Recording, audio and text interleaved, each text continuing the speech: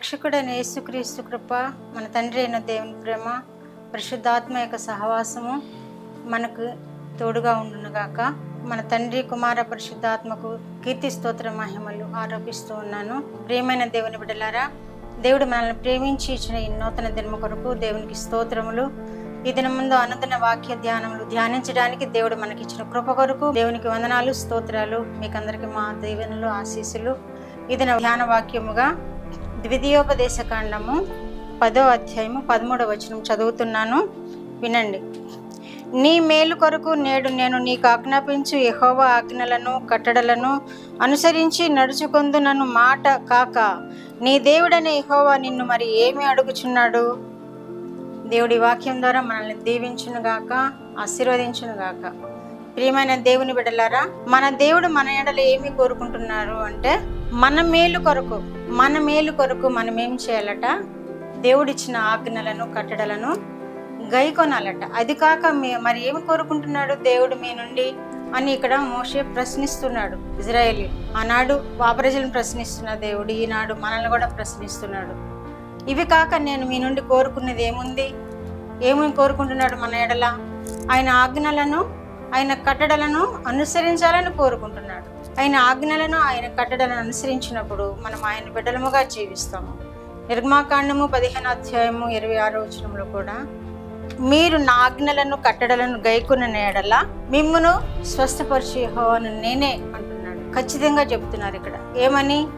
మనం స్వస్థపరచబడాలంటే దేవుని ఆజ్ఞలను కట్టడలను అనుసరించాలి. అదే ద్వితీయోపదేశ కాండంలో ఏమని చెప్తున్నారంటే మన మేలు కొరకు ఆయన ఆజ్ఞలను కట్టడలను అనుసరించాలని దేవుడు మనకు తెలియజేస్తున్నాడు. మనం స్వస్థపరచబడాలంటే ఆయన ఆజ్ఞలను కట్టడలను గైకొనాలి. మనము జయం పొందాలంటే ఆయన ఆజ్ఞలను కట్టడలను గైకొనాలి. మనము ఆశీర్వదింపబడుతూ భూమి మీద ఆయన రాజ్య వారసులుగా తీర్చబడాలి అంటే భూమి మీద మనం నివసిస్తూ ఆయన ఆజ్ఞలను కట్టడలను గైకొనాలని దేవుడు మనకు ఈ వాక్యాల ద్వారా తెలియజేస్తున్నారు. కాబట్టి ప్రియమైన దేవుని బిడ్డలారా, ఆయన ఆజ్ఞలను కట్టడలను గైకొందాం. ఆయన అదే కోరుకుంటున్నాడు. మరి ఇంకేం కోరుకుంటున్నాడు? అదిగాక అని ఇక్కడ మోషే అడుగుతున్నాడు, ఇజ్రాయేలీని అడుగుతున్నాడు. ఆయన ఆజ్ఞలను కట్టడలను గైకొనడం కాక మరి ఏమి కోరుకుంటున్నాడు మీ యందు అని ఇక్కడ ప్రశ్నిస్తున్నాడు. కాబట్టి దేవుని బిడ్డలారా, మనము ఆయన ఆజ్ఞలను కట్టడలను గైకొందాం. మనము జయం పొందినట్లు, మనము స్వస్థత పొందినట్లు, మనము ఆశీర్వదింపబడినట్లు, ఆయన బిడ్డలముగా భూమి మీద జీవించగలుగుటకు ఆయన కట్టడలను, ఆయన ఆజ్ఞలను గైకొని మనము భూమి మీద ఆశీర్వదింపబడాలని వాక్యం ద్వారా మనము నేర్చుకుంటున్నాము. ప్రార్థించేద్దాం. మా దేవ, మా ప్రియ పరలోక ప్రభువా, మీ పరిశుద్ధ పాదములకు వందనాలు, స్తోత్రాలు నాయనా. మా రక్షకుడు అయిన యేసుక్రీస్తు దేవా, మీకు వందనాలు, స్తోత్రాలు నాయనా. పరిశుద్ధాత్మ దేవా, మీకు వందనాలు, స్తోత్రాలు నాయనా. ఈ ఉదయ కాలం కొరకు మీకు వందనాలు, స్తోత్రాలు ప్రభువా.